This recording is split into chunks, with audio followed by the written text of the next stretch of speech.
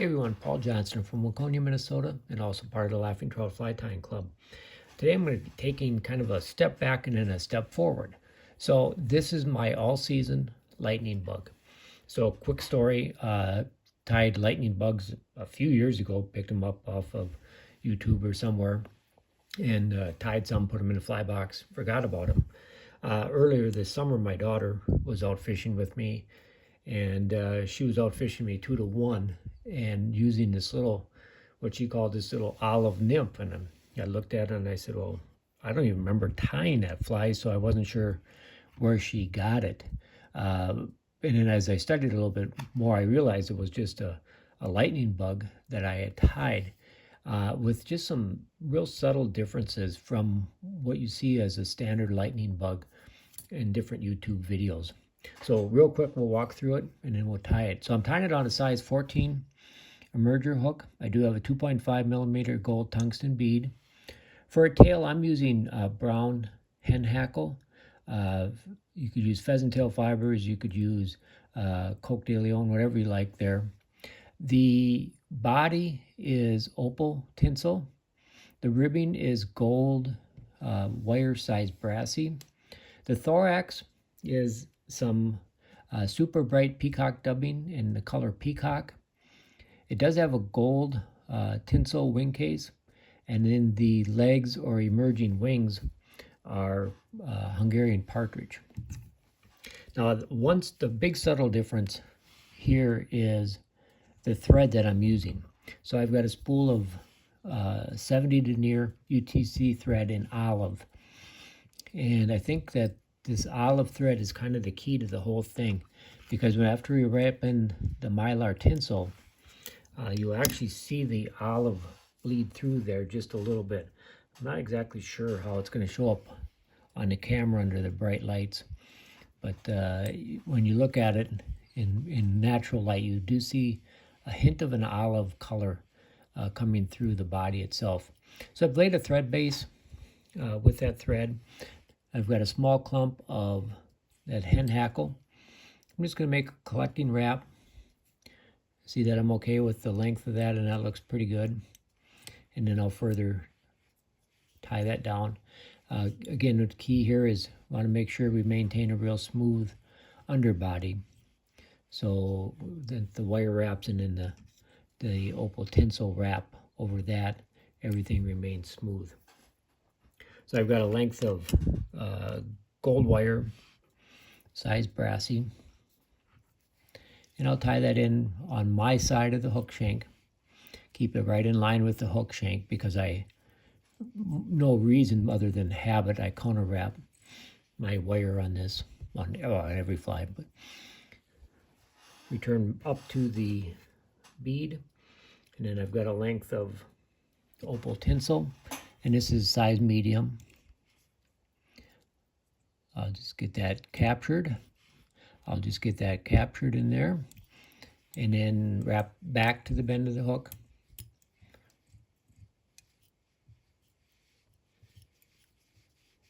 And then completely cover that tinsel with the olive thread.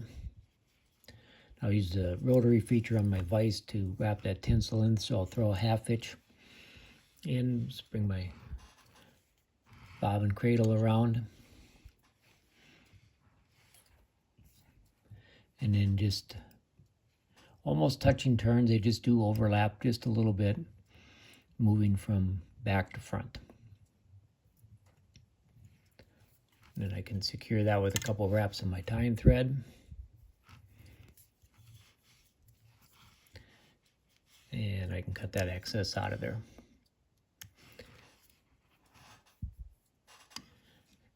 Now that wire, I'll just do my best to make even space wraps moving forward. I find it a little bit hard for me to see that wire on that opal tinsel with the bright light shining down. So a little bit harder for me to get nice smooth wraps or even wraps. I think that turned out pretty good. Tie that wire down with my thread, and then with the fingernail clippers, I'll just clip that off. Got a little bit of a tag end. You can just push that down. Now I'll take my thread back to maybe the 70% mark. And I've got a length of tinsel. This is one side is silver, the other side is gold. So I'll tie the silver side up so that when I fold it over, the gold will be what's showing through. Now with this super bright dubbing, which disappeared on me, oh, here it is. I'm going to build up a reasonably robust thorax. You certainly could use regular peacock herl. I just like the dubbing. I can control it a little bit more, how much I get in there, and this is looking a little bit ratty, but we'll try to clean that up just a little bit.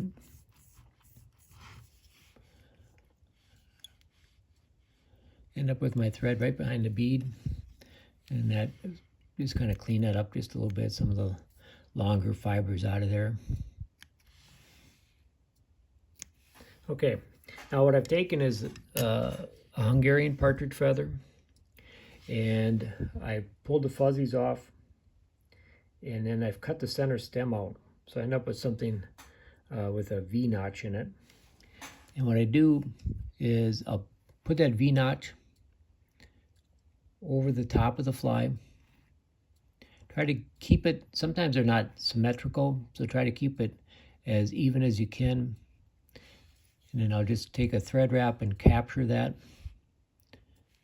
And that didn't turn out very good. Let's do that again. Thread wrap, and now position everything. This on my near side needs to be moved up a little bit. And now I can just kind of slide it or pull it until I get those legs to be the length that I want. Now I'll lock that down with a tight turn of thread, come in and cut off that excess feather. And then I'll pull that wing case forward, capture that down with a couple wraps of tying thread. I'll come underneath, back over the top. And then I can cut that excess wing case out of there and then whip finish.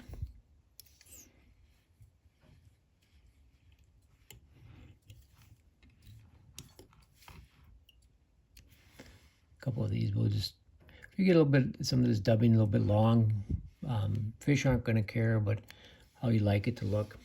So that's kind of the idea. And again, I don't know how well that body shows up on the camera, but it does have a olive hint to it. So the all-season lightning bug. Thanks for watching. I hope you enjoyed it.